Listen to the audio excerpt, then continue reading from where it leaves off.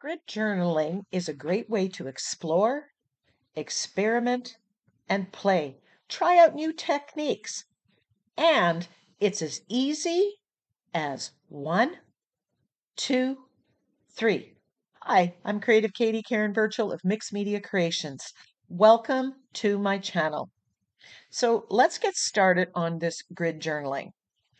I cut myself a template with post-it notes and I cut it out because I'm going to make grid journaling quite often with this, and I just didn't want to have to do it every single time. I wanted to make it easier. So I've got the template, and all I need to do now is just draw a line around the 6 squares. But you could just put a post-it note on top of it and trace around that and do that simply. It could be a larger note, a smaller note. You decide what size you feel comfortable working on.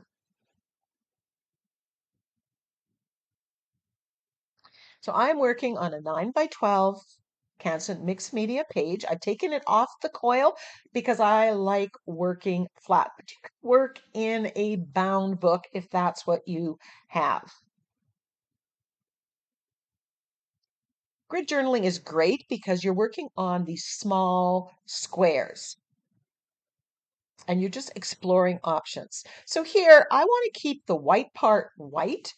And so I'm just using some painter's tape and I'm going to put that around the squares as closely as I can. Now, if you don't want it to stick too much, take the tape, stick it on your shirt, your jeans. It picks up a little bit of lint and then it's less tacky.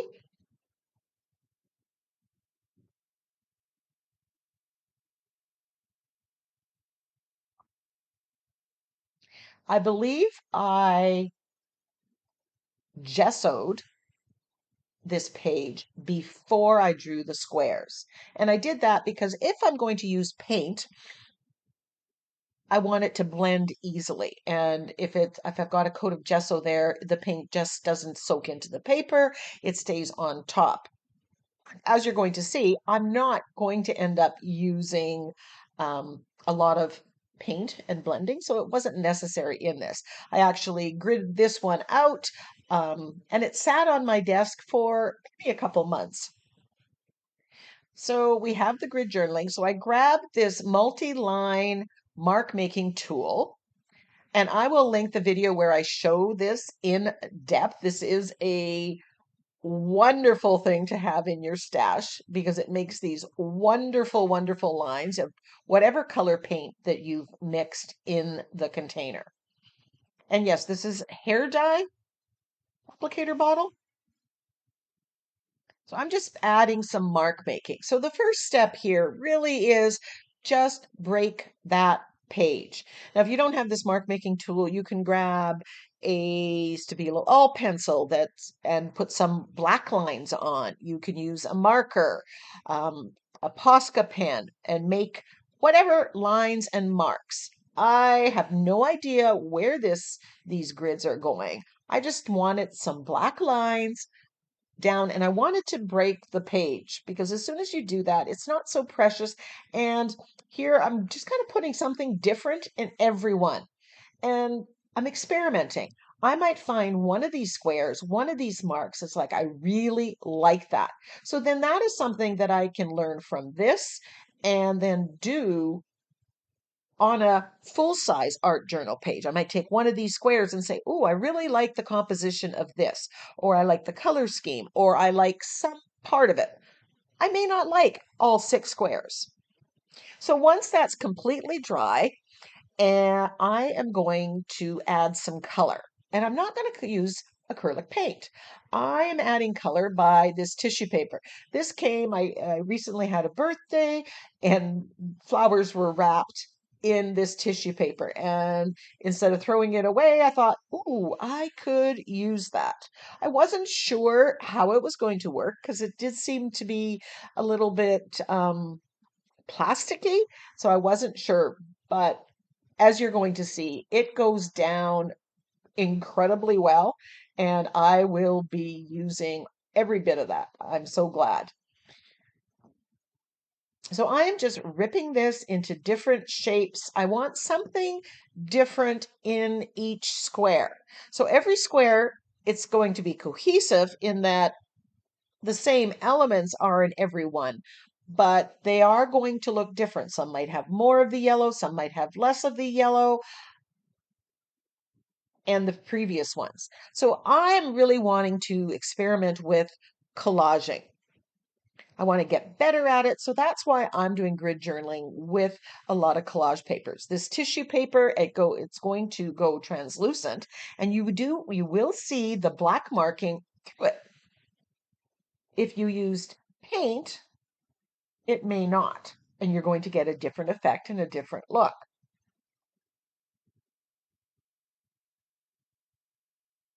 So I broke the page with the black marks, and now I'm going to add two different collage papers.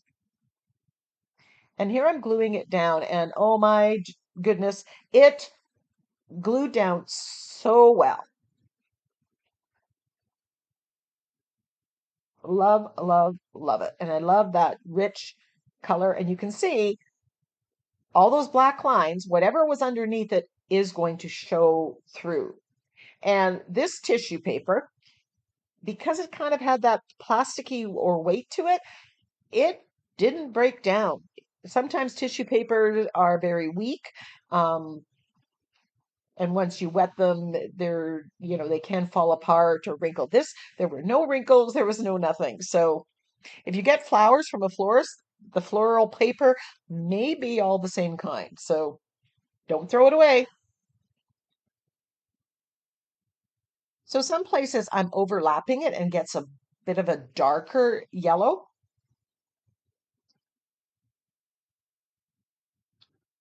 Now I grabbed this teal bluish collage paper.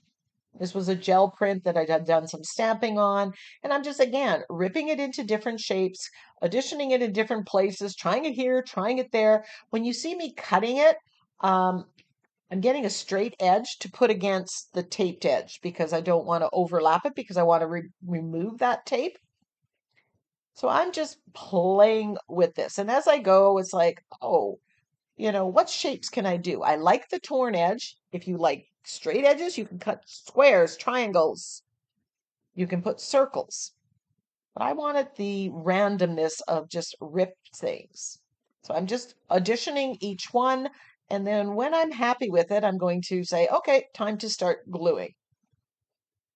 But again, you can see everyone is slightly different. So I kind of glued that. I cut kind of a loop there, and I really like that. So I cut, and then I made another one to put on there. A little bit more movement, but again, getting that straight edge. I really like that swoop on that middle one there. And when you go and you start ripping up, don't worry about ripping or wasting the paper. Rip it up, try something else. And there I kind of ripped it apart. So it was kind of together, but apart. I get more creative as you keep going. Don't overthink it because it's this tiny little square. So I'm really liking the way that yellow is working with the teal. Um, I'm liking the black marks behind it, even though it was totally unplanned.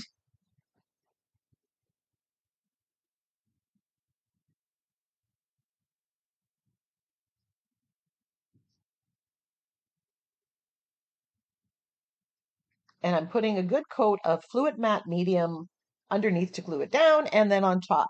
So now we're moving to the next step and we're going to add some stamping. I've got a script stamp here.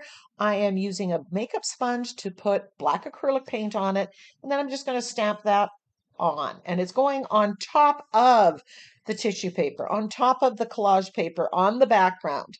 And this kind of makes everything work together.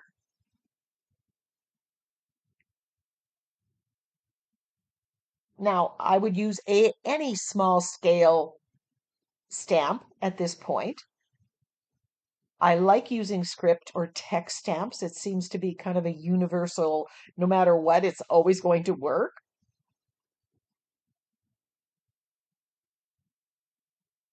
And again, I'm stamping. Some have more of the script, some have less of the script.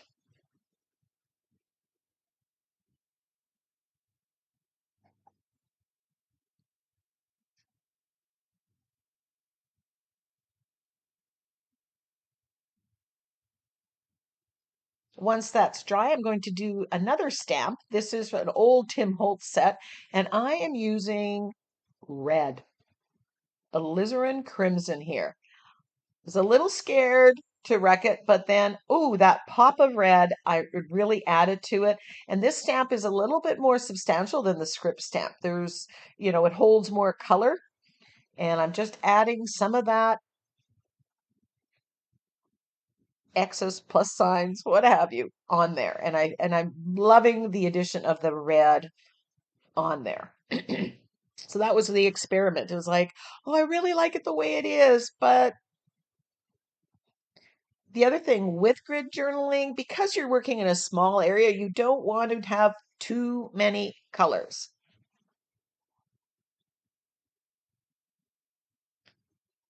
Two to three colors are fine because you're also adding white and or black for contrast.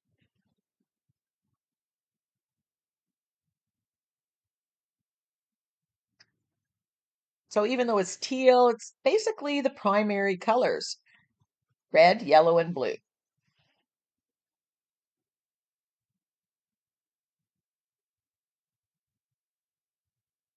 This stamp that I'm using now, it's been in my stash forever and I've rarely used it. Actually, I dug it out and I'm determined to use what I have in my stash. So looking for the new things.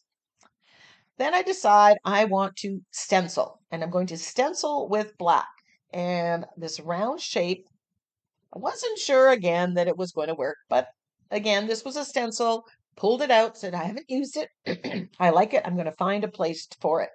So I'm stenciling on with black acrylic paint on a makeup sponge. And I'm just adding one or two of these elements, this wheel, on each square. And I'm, surprised that I like it as much. I like the ones where they're kind of going off the page. That one in the middle where I put it in the middle, if I was doing that again, I would not put it in the middle. But this is what it's all about when you're doing grid journaling. You do something and you say, I like this or I don't like this. And you have 6 squares to help you figure out how it works.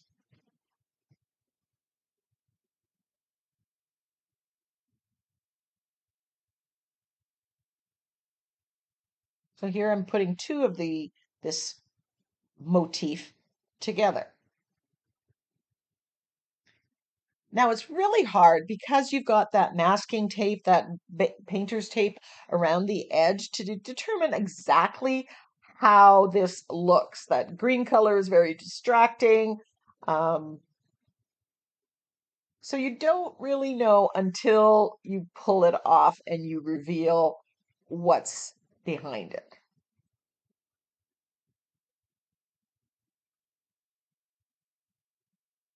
But I like surprises.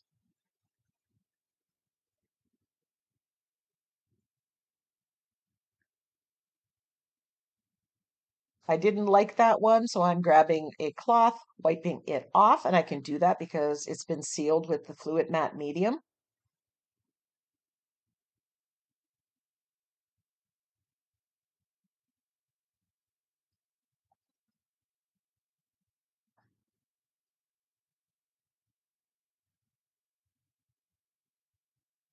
You can use the doing grid journaling as a creative warm up. You can do one of these. This whole thing took under 30 minutes. This would be a good thing to do, a daily exercise, um, kind of a warm up. Pick a different color scheme each time, use your scrap papers and do collage like I did, 3 different color schemes, and just have fun. gets you in that creative mood. Great way to break the creative block if that's what you're going through.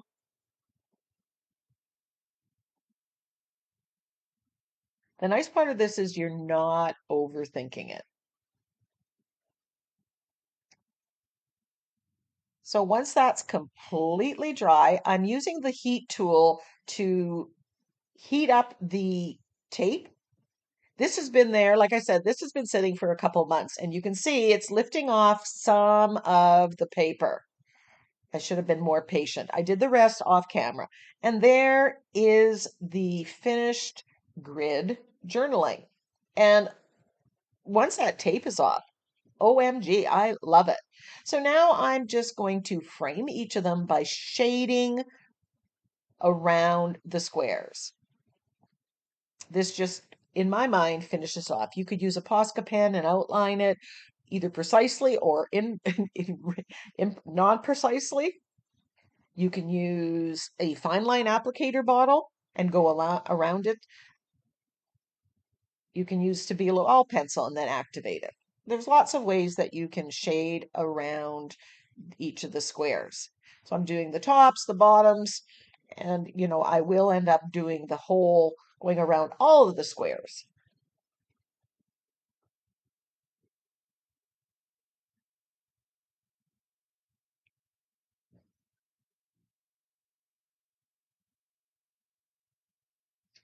If we start at the top, 1, 2, 3 across the top, 4, 5, 6 down below, which square, which do you like best? I really like the color scheme. I like the addition of the red with that teal and the yellow. I think that, is a winning color combo. I liked when I ripped it kind of like in a like almost rainbow shape in that second one. So this is what you need to do when you have your grid journaling. You look at each one separately. You can block off them. What do you like? What would you change? And then that gives you information that you take to the next art journal page or next mixed media piece.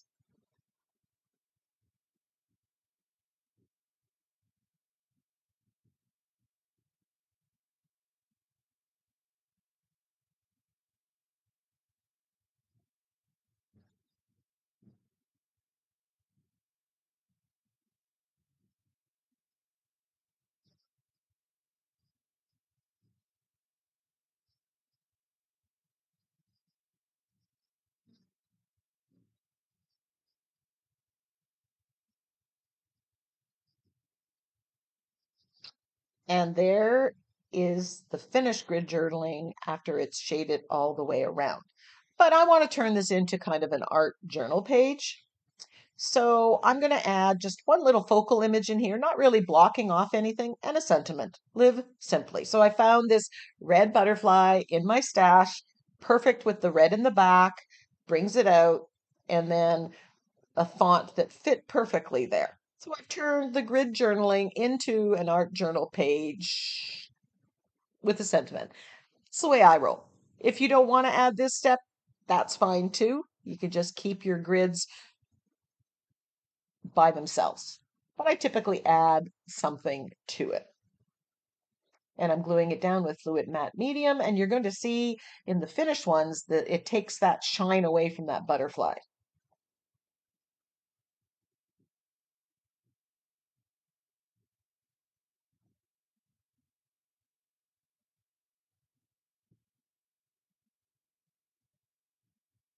You could do an entire journal page with just grids. And then you have something to go back to where you're when you're looking for inspiration or direction on any page.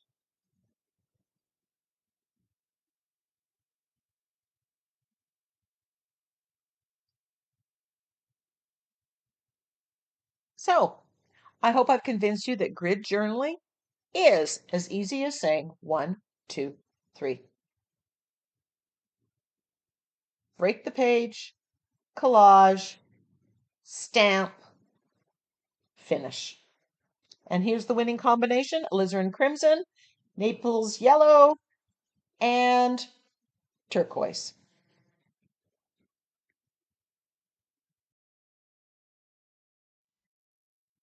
So, will you try this color combination?